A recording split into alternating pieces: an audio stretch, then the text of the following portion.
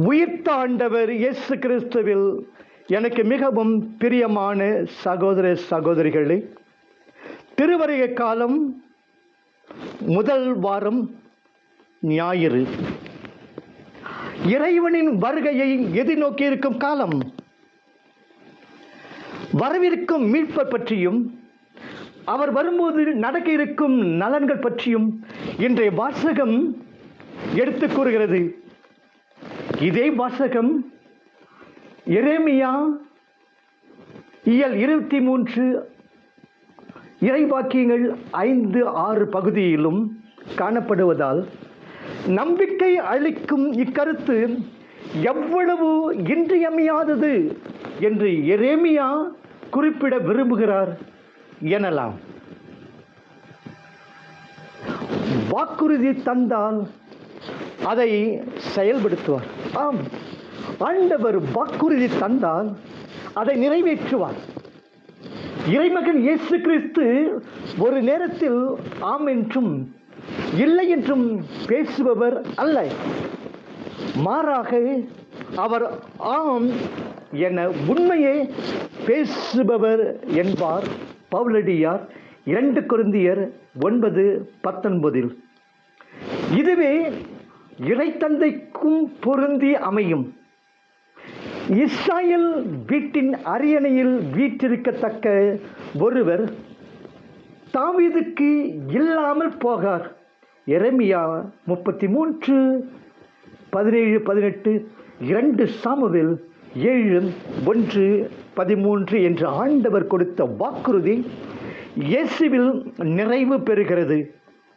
ஒவ்வொரு ஆண்டும் கிறிஸ்து பிறப்பு விழாவுக்கு தயார் செய்யும் இந்த திருவருகை காலத்திலேயே தம் வாக்குறுதியை இயேசுவின் செயல்படுத்திய இறைவனுக்கு நன்றி கூறுவோம். இத்திருவருகை காலத்திலேயே தம் வாக்குறுதியை இயேசுவில் செயல்படுத்திய இறைவனுக்கு நன்றி கூறுவோம். நீதி வழி அவர் அரசாழ்வார். தாவீது என்னும் பெருமரத்தின் கிளை தளிர் இயேசு. சக்கரையா 3:38. தளிர் என்பது அவர் பெயர். 6:12. இதோ தளிர் என்னும் பெயரினர் மண்ணுலகில் பிறப்பார். அரச குலத்தில் தோன்றிய அவர் அரசருக்கே உரிய முறையில் நீதியையும் நியாயத்தையும் நிலைநாட்டுவார். மாறா அன்பருக்கு மாறா அன்பராகவும் மாசற்றோருக்கு மாசற்றவராகவும் விளங்குவார். எளியோருக்கு மீட்பளிப்பார். திருப்பாடல் 18:25-27. பூவுலகை நீதியுடன் ஆட்சி செய்வார். திருப்பாடல் 96:13. நீதியும் நேர்மையும் அவரது அரியணையின் அடித்தளம். ஆம், நீதியும் நேர்மையும் அவரது அரியணையின் அடித்தளம். திருப்பாடல் 97:2. எளிய மக்களை அவர் காப்பார், கொடியவரை அவர் நொறுக்கி விடுவார். திருப்பாடல் 72:4. கொடுமையினின்றும் துன்பத்தினின்றும் ஏழை எளிகளை விடுவிப்பார். அவர்கள் இரத்தம் அவர் முன்னிலையில் விலை மிக்கது. திருப்பாடல் 72:13. இத்தகைய நீதியின் அரசராகிய இயேசுவின் பிறப்புக்கு தயார் செய்யும் நாம் நீதியை நிலைநாட்டும் வேட்கை கொண்டோராக மத்தேயு 5:6 இருக்க வேண்டாமா? நம்முடைய வாழ்விலே நம்மை சூழ்ந்தோர் வாழ்க்கையிலே நீதி நியாயம் தளிர்விடவும் அநீதி அழிந்தொழியவும் என்ன முயற்சிகளை கைகொள்கிறோம்?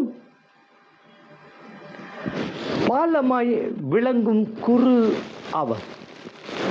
தாவீதின் தளிர் இயேசு அரசர் மட்டுமன்று, இயேசு குருவும் ஆவார். மெல்கிசதேக்கு முறைப்படி என்றென்றும் குருவே. திருப்பாடல் 110:4. குரு என்பவர் இடை நிற்பவர். கடவுளுக்கும் மனிதருக்கும் இடையே இருந்து மக்களுக்காக பரிந்து பேசி மீட்பளிப்பவர் இயேசு குரு. மக்களுடைய புகழ் மாலைகளை இறைவனுக்கு சாத்துபவரும் அவரே. அவர் வழியாக அவரோடு அவரில் இறைவனை அணுகுவோம், இறைவனை புகழ்வோம். பூமியில் புகழத்தக்க பொருளே என்று அப்பர் பாடுவார். அரசரும் குருவுமாக வர இருக்கும் தாவீதின் தளிரை நம் உள்ளங்களிலும் இல்லங்களிலும் வரவேற்போம். இந்த திருவருகை காலத்தில் நீதியையும் அரசர், மீட்பையும் குரு கொண்டு வரும் இயேசுவுக்கு நாம் கொடுக்கும் வரவேற்பு நம்முடைய அன்றாட வாழ்க்கையிலே நீதிக்காக போராடுவதும் பாவிகளுக்காக பரிந்து பேசுவதுமாக அமைய வேண்டும். நமது நெஞ்சகத்தில் நிறுத்த நீதியின் தளிர் ஒன்றை முளைப்பிப்போம், யூதா மீட்கப்படும். 2ஆம் வாசகம். தெசலோனிக்கேய கிறிஸ்துவர்களுக்காக நன்றி செலுத்தும் பவுலடியார் அவர்கள் இறைவனுக்கு உகந்த அருள் வாழ்விலே வளர வேண்டும் என்று விரும்புகிறார். திருவருகை காலத்திலே நாம் அனைவரும் அருள் வாழ்வு வழியாக இயேசுவின் வருகைக்கு தயார் செய்ய வேண்டும் என்று இன்றைய வாசகம் அழைப்பு விடுக்கின்றது.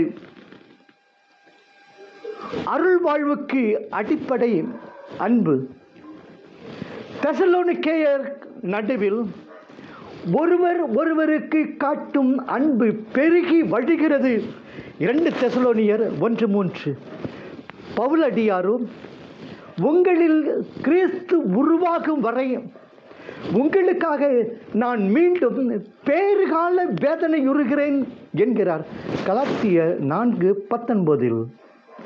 இந்த அன்பானது கிறிஸ்தவர்களுக்காக மட்டும் காட்டக்கூடிய அன்பாய் அமையாது. எல்லோருக்கும் செய்யப்படும் காட்டப்படும் அன்பாய் இருக்க வேண்டும் என்று அவர் விரும்புகிறார். அன்பிற்கும் உண்டோ அடைக்கும் தாழ் என்று வள்ளுவனும் சொல்லுகின்றார். சாதி, சமயம், குலம், கோத்திரம், கருப்பு, சிவப்பு, சொந்தம், தூரம், பணம், ஏழ்மை, அழகு, அசிங்கம், மொழி என்ற வேறுபாடுகளை கடந்து நமது அன்பும் கிறிஸ்துவின் அன்பு போல் அகலம், நீளம், ஆழம், உயரம் இவற்றை கடந்த நிலையிலே எபேசியர் 3:18 எல்லோருக்கும் கிடைக்க வேண்டும். அன்பு பிறப்பான இயேசுவை நமது உள்ளங்களில் வரவேற்று மகிழ அன்பு தவிர வேறு வழியாது. அன்பு நம்மில் வளர்ப்பது அருள் தன்மை. ஆம், அன்பு நம்மில் வளர்ப்பது அருள் தன்மை. நாம் அனைவரும் தூயோர் ஆவதே இறைவனின் திருவிழம். ஆம், நாம் அனைவரும் தூயோர் ஆவதே தந்தை இறைவனின் திருவிழம். 4:3. மாசிலா மணித்திகள் மேனி மேல் பூசு நீரு போல் உள்ளம் புனிதர்கள்.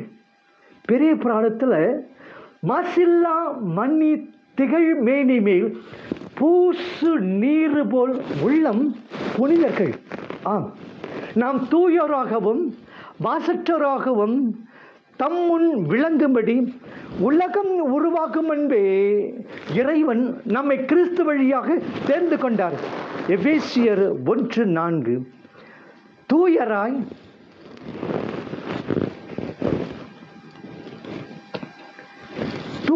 தூயராய் வாழ்வது என்றால் குற்றங்களை களைவது. 1 தெசலோனியர் 3:13. சிறப்பாக பிறர் அன்புக்கு விரோதமான பாவங்களை அகற்றி வாழ்வது. 4:4-5. கடவுள் நம்மை ஒழுக்க கேட்டிற்கு அல்ல, தூய வாழ்வுக்கு அழைத்துள்ளார். 4:7. பிறர் அன்புக்கு எதிரான குற்றங்களை அகற்றி வாழ்பவன் இறைவனுக்கு ஏற்புடைய நல்வாழ்வை வாழ்வது எளிது. எனவே தான் அன்பும் புனிதத்தன்மையும் இணைந்து கூறப்படுகின்றன. தூயவர் தூயவர் தூயவர், திருவெளிப்பாடு 4:8, எசாயா 6:3 என்ற பண்ணிசைக்கப்படும் இறைவனின் மக்களாகிய நாம் நம் இறைவனுடைய தூய்மையை முன்மாதிரியாக கொள்வோம். மத்தேயு 5:48 தூய மக்களினமாய் இருக்க 1 பேதுரு 2:9 அழைக்கப்பட்ட நாம் அழைப்பிற்கேற்ப வாழ்வை வாழ முயற்சி செய்வோம். நம்மிடம் தூய்மையின்றி தூயவரின் வருகையை நம்மில் எதிர்பார்க்க முடியாது. நம்மிடம் தூய்மையின்றி தூயவரின் வருகையை நம்மில் எதிர்பார்க்க முடியாது. பாச கடற்குள்ளே வீழாமல் மனதற்ற பரிசுத்த நிலையை அருள்வாய் என்கிறார் தாய்மானவர். அருள் தன்மையிலே நிலைத்திருக்க கட்டளைகளுக்கு பணிவோம். தூய்மை நம்மில் வளர இறைவன் கொடுத்துள்ள உதவி அவர் கட்டளைகளை அனுசரிப்பதாகும். 4:2 கட்டளைகள் அனைத்தும் நமக்கு சுமை அல்ல, நம்மை இறைவனோடு இணைக்கும் சாதனங்கள், அருள் கருவிகள். எனவே இறைவனது கட்டளைகளின்படி நடந்து அன்றாட வாழ்வை புனிதப்படுத்துவோம், பரிசுத்தமாக்குவோம். கட்டளைகளை அனுசரிப்பது என்பது தொடர்ந்து வாழ்நாள் முழுவதும் பின்பற்ற வேண்டிய கடமை. கட்டளைகளை கடைபிடிப்பதில் ஓய்வு கிடையாது. தொடர்ந்து அவற்றை பின்பற்றுவதன் மூலம்தான் நாம் அருளின் வாழ்க்கையில் முன்னேற்றம் காண முடியும். இக்கட்டளைகள் கடவுளால் தரப்பட்டவை. 1 தெசலோனியர் 2:13, 4:2 இவற்றை பின்பற்றுவதற்கு வேண்டிய சக்தியை இறைவனே தருவார். எனவே நம்பிக்கையோடு வேண்டுவோம். இறை கட்டளைகளில் நாம் அடிக்கடி தவறும் கட்டளைகள் அல்லது கட்டளைகள் யாவை? இத்திருவருகை காலத்தில் இந்த தவறுகளை திருத்த முயல்வோமா? ஆண்டவர் உங்களை அன்பில் வளர்த்தோங்க செய்வாராக. 3ஆம் வாசகம்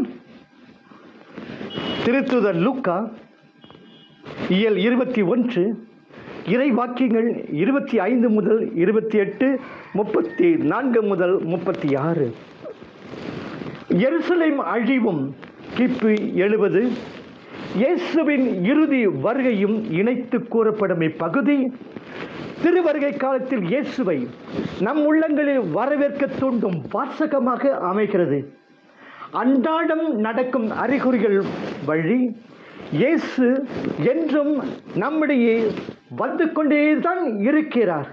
ஆனால் நாம் விழிப்புடன் இருந்து இயேசுவின் அழைப்புக்கு செவி மடுக்கிறோமா?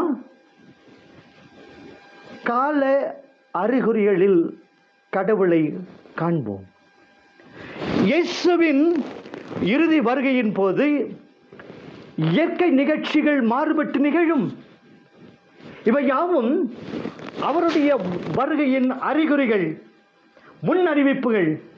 அறிகுறிகள் வழி மனிதர்கள் இறைவனிடம் மனம் திரும்பி வர வேண்டும். அச்சம் தரும் இந்த அறிகுறிகள் மீட்பின் எதிரொலிகளாகும். மணமகன் இவற்றிடையே மிகுந்த வல்லமையோடும் ஆட்சியோடும் மேகத்தின் மீது வருவார். 21-27. அன்றாட வாழ்விலே அறிகுறிகளுக்கு பஞ்சமில்லை. எதிர்பாராத நிகழ்ச்சிகளான போர், திடீர் விபத்துகள், ஆபத்துகள், கடுச்சொல், கடுபறை, பெருவெள்ளம், பயிர் சேதம், உயிரழிவுகள், ஏன் இவையன்றி சாதாரண நிகழ்ச்சிகள் வழியும் இறைவன் நமக்கு எதிர்பட்டு கொண்டிருக்கிறார் என்பதை மறுக்க இயலாது. காலத்தின் அறிகுறிகளில் கடவுளை அறிந்து கொள்ள முயல்கிறோமா? மீட்பு என்பது வாழ்வின் இறுதி கட்டத்தில் இறைவனோடு நாம் ஏற்படுத்திக் கொள்ள விழையும் அமைதி உடன்படிக்கையா?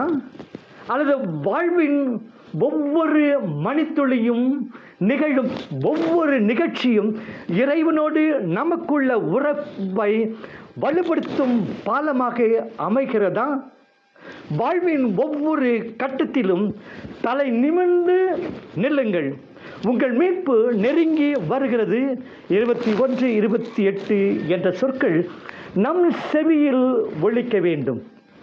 திருவரை காலம் நம்மை தலை நிமிர்ந்து நிற்க வைக்கும் காலமாக அமையுமா, அல்லது தலை குனிய வைக்கும் காலமாக நாம் அதனை மாற்றி விடுவோமா? இடைவிடாது மன்றாடுவோம். இயேசுவின் வருகைக்கு நம்மை தயார் செய்ய சிறந்த முக்கிய வழி இறைவேண்டல், ஜெபம். இயேசு கெத்செமனி தோட்டத்தில் தம் தந்தையை சந்தித்தது இறைவேண்டல் வழியாக. மத்தேயு 26, 36, 46. எனவே தான் இங்கே தங்கி என்னுடன் விழித்திருங்கள் 26, 41 என்கிறார். இன்றைய நற்செய்தியிலும் என் நேரமும் ஜெபித்து விழிப்பாய் இருங்கள் என்கிறார் லூக்கா 21, 36. பவுலடியாரும் இடைவிடாது ஜெபியுங்கள் 1 தெசலோனிக்கர் 5, 17 என்று கிறிஸ்தவர்களுக்கு அறிவுரை கூறுகிறார். ஆம், இயேசுவோடு நாம் ஜெபிக்க வேண்டும், இயேசுவின் வழி ஜெபிக்க வேண்டும், என் நேரமும் ஜெபிக்க வேண்டும், இடைவிடாது ஜெபிக்க வேண்டும், பாவத்தின் மேல் வெற்றி கொள்ள ஜெபிக்க வேண்டும். ஜெபமே வாழ்வாக, வாழ்வே ஜெபமாக அமைய வேண்டும். அப்போது தான் மணமகன் முன் நிற்க வல்லவராய் இருப்போம். 21, 36. திருவருகை காலம் சிறப்பான முறையிலே நமக்கு ஜெபக்காலமாய் அமைய வேண்டும். இறைவன் இயேசு நல்வாழ்வு வாழ உதவுமாறு ஜெபிப்போம். இறைவன் இயேசு நம் உள்ளங்களிலும் இல்லங்களிலும் முதலிடம் பெற்று நம் வாழ்வின் நடுநாயகமாக விளங்குமாறு ஜெபிப்போம். அன்பும் நீதியும் அமைதியும் ஊரிலும் உலகிலும் தெருவிலும் தழைக்க ஜெபிப்போம். தலை நிமிர்ந்து நில்லுங்கள், உங்கள் மீட்பு நெருங்கி வருகிறது. எந்நேரமும் ஜெபித்து விழிப்பாயிருங்கள். ஆண்டவர் இயேசு உங்களை நிறைவாக இந்நாளில் இத்திருவருகை காலத்தின் முதல் வாரத்தில் ஞாயிற்றுக்கிழமையில் ஆசீர்வதிப்பாராக. ஆமேன்.